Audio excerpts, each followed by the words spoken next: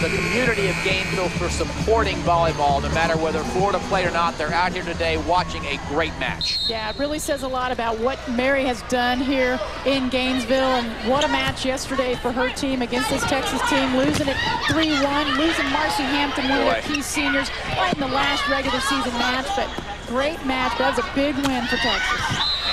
And there is Jessica Geisen with a little cut shot, a little beat shot that time. Just cut it right past the block. Her parents, big-time beach players. And she showed there that she's got some of that in her blood. Just cuts it inside the block. Gets the Trojans back on offense. That's great for Mick Haley's team. You come out of that timeout, you regroup, and you have 2 key points in a row right there. One's with your kill, one's with a big block. And a huge block from Zoe Garrett, number 32. Just really closed the door on Fawcett. You know, I had the chance to see Zoe, a freshman, play earlier as Pac-10 play started. She definitely needed to gain a little more experience and confidence. She has much improved her game. And one of the things Mick Haley said was it's the mental intensity that's really the difference for these kids coming out of high school that come into play, and especially to play in the Pac-10 conference. Yeah, and that Pac-10 conference, well, for that matter, the Big 12, every night's a battle. These two teams, let's just say they are tournament and battle-tested tough. They build your confidence, and they get you ready for this postseason. Huge dig that time off of Couture. And then finally a big-time block on the outside. That is Ashley Engel once again shutting down the left side for Jared Elliott's Longhorns. Geisen going to go up, and actually that time I take it back. I should give Brandy McGee all the credit in the world. She got most of that one. Well, no way Geisen had a chance on that one, because McGee was there as well as Engel. There was no way she was going to get around either of them. Defensive work by the Longhorns here, known as a big team, but that time they make the defensive adjustments, bring the ball up, and just knock it out of bounds. So once again, the Trojans maintaining that 4-point lead. That's a tough break for Texas. They had a triple block up there. They were able to save it, get enough of a touch on it, and just couldn't finish. Such a well-played game one here, though, here in this regional final. Both teams, I feel, really executing. They're mixing up their offense. They're trying to get that balanced attack. We've seen blocking from both teams, and even though Texas appeared to have a much bigger play at the net, USC's done a nice job up there as well. Very good balance so far for both these teams. Fawcett now back to serve. So far, though, the Trojans have been able to stay in their offensive system, and there's another example with Couture on the outside this time. They have, and I think Taylor Carrico, their sophomore setter, is doing a nice job in distributing. She's mixed it up, and she's a player Mick Haley talked to after their win yesterday, telling her, you finished. It was a tough match. Get that confidence. You're the winner. You're the one that got them through it. Huge serve this time by Gina Durango. That big jump serve, and it causes some problems for the Longhorns. Oh my, oh my, oh my. Taylor Carrico, and the whole place stopped and watched.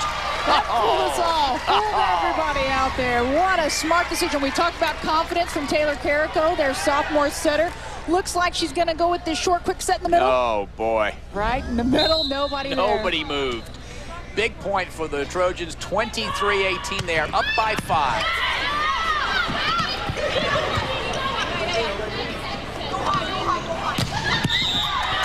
Net violation is going to be called against the Longhorns, 24-18. 3 straight points for the Trojans, and starting to close in on the feeling of game one as they're up 24-18. Substitution for Jared Elliott. Kylie Hall comes in the back row.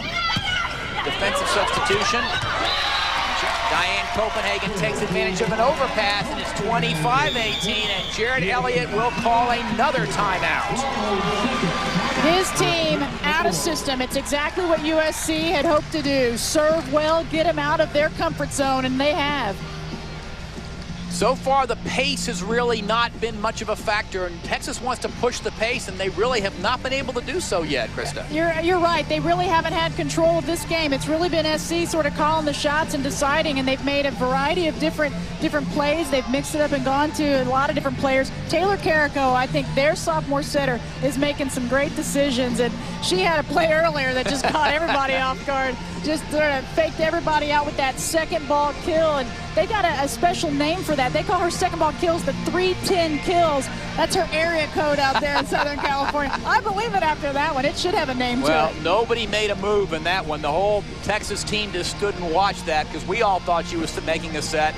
But it's like the old saying goes, you set those kind of balls because everyone thinks you're going to set them. Yeah. So now if you're in the Texas huddle, what's Jared Elliott talking with his team about right now? Well, I think there's no doubt that they can play better, and the key for them right now is passing. He talked about that with us, and we said, yeah, every coach says we got to have ball control, you have to pass, but they have really lost some points because they have not been able to pass. Give credit to some serving from USC, but his team's got to find a way to get it to their setter so that they can run their offense. Right, and speaking of serving, it is the toughest server for the Trojans, Gina Urango, the back row specialist, 5'10" freshman from Los Alamitos, California. Big jump server, and it is causing some trouble for the Longhorns.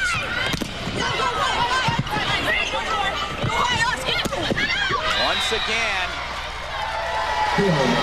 Destiny Hooker slowed down by the block, and guess who swinging again? Aja Couture, 7th kill for this great player from Poland who is really carrying the team. 7 kills already, and it's the most energy and excitement that I think I've seen from this USC team so far. And now they're questioning the officials if there was a touch or not. You gotta be kidding me. Watch the replay. Every point is crucial. Mick Haley's going to plead and beg for every single one of them. Both coaches up. Wanting that one. Well, the ball is going to go back to Texas. What are you guys watching? And so now USC has to quickly get back into rotation and formation. I think there had to be at least 3 or 4 touches on that ball, didn't there? Boy, that is up in question right now. Both teams not happy with the situation. Texas getting it, though. It's the kind of thing that can turn a game real quickly, though. The momentum of volleyball being what it is. And that's a perfect example right there. This is what they're arguing, if there was a touch or not. What happened here? I think there was a pretty clear touch on the inside of the block. Yeah. But it was fast. It was fast. The other direction, and Mick Haley's team losing points off of it. And Mick Haley's going to work the officials pretty good on this one for a while, I think. And now, all of a sudden, that one turn, and now the Trojans look a little bit out of sync. It's led to a couple of points now in a row for Texas. Ashley Angle put the put away there, and Mick Haley going to try and get the team back, regroup. That was a big turn of events, as it turns out, for this team. 3 straight Texas points make the score now 25-21. The Trojans still with a lead, but probably a pretty good idea for Mick Haley to call that timeout. Well, I think Mick Haley had a pretty good argument on this. When you see this hit, watch the ball. It'll change direction two times, actually. But instead, they gave that point, saying it was out on USC. They give the point to Texas, and in turn, it's led to a couple of extra points now for the Longhorns. And it's really shifted, as you said, the momentum. But you got to get past that and move on. It's such a fast game. But Mick Haley knows in this rally scoring, this fast pace, those are key. Those are crucial points, and he's got to fight for them. We are the first of 4 regional finals you're going to see today on ESPNU, presented by Enterprise Rent-A-Car. This is number 5 USC against number 4 Texas from the Stephen C. O'Connell Center in Gainesville, Florida. It is all it has been supposed to be so far, Krista. 25-21, the Trojans and the Longhorns hooking up, 2 of the most storied programs in the history of women's college volleyball. And I also have to say, I don't know of any time where coaches have coached both schools playing against each other. That's got to be a pretty rare thing. Yeah, I think you're right. It is pretty impressive because Jared Elliott, he was the interim head coach at USC for a couple of seasons in '99 and 2000, went to the NCAA tournament both years. Mick Haley was off coaching the national team and was in Sydney with them. And then he comes back, and then in a couple of years later, they win a couple of titles, but Jared Elliott goes on to Texas. And he has rebuilt, I should say, the Texas powerhouse there. And out of that timeout, one of the rules of volleyball is, can you please serve the first ball for the timeout in the floor? And that did not happen here. And right back to the Longhorns. They're back on offense again. And there's a block. Copenhagen matched up with Bethany Johnson, 2 seniors. And now, all of a sudden, just like that, 2 straight points for the Trojans. They're back in control, 27-21. That timeout was key. They come back, they get the service error, and then right there, that's big. You get a big block, that feels better than any kill, in my opinion. Yeah.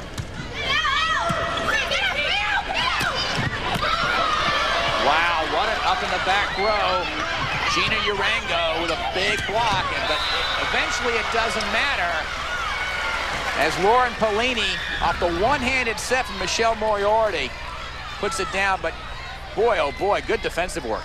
Boy, just one arm, Urango stretching out there, but then Polini able to finish on the second opportunity. You don't want to give Texas 2 tries, right? No, you don't. You got to try to finish them off. One's enough. Another good rally here, and I would think the long rallies kind of favor USC in their style of play. Yeah, they definitely, they're a team that's had great success in the longer matches, in the 5-game matches. They've been able to go 8-0 on those this season. Couture back in the lineup again. They try to bring her out occasionally. The rest of her, Chelsea Wilson, had been in to come in and serve. And now Couture back in, trying to save that valuable arm. Great set that time. Taylor Carrico holding the block very nicely. Big put away that time by Bethany Johnson as the Trojans close in on point 30. Yeah, one of their seniors, a middle blocker, given that experience. She's got that quick short to the middle. She's ready for it. And speaking of smart setters, one of the smartest in the country, Michelle Moriarty, with a quick dump that time on top of the block. Pulls the Longhorns back 24-28, but they've still got a long way to go to catch up here. Yeah, just took a little look up to the right. There's Destiny Hooker, an amazing athlete. She's a phenomenal track athlete for Texas, indoor and outdoor. She's won the NCAA outdoor the last 2 years in a row in high jump. Just spectacular. Maybe Diane Copenhagen can't touch 10-10, but what she can do is put the ball away. She once again splits the block perfectly for her 7th kill. And now goes back to serve. Double hit call that time. Bit of a bad break there for the Trojans. They had the ball back in a free ball situation. They played a fairly clean match so far in this first game, but those are just little things that start to add up if you don't watch out. Allison Jennings that time with the serve, but once again it is Geisen with the put away, and that gives the first game to the USC Trojans 30.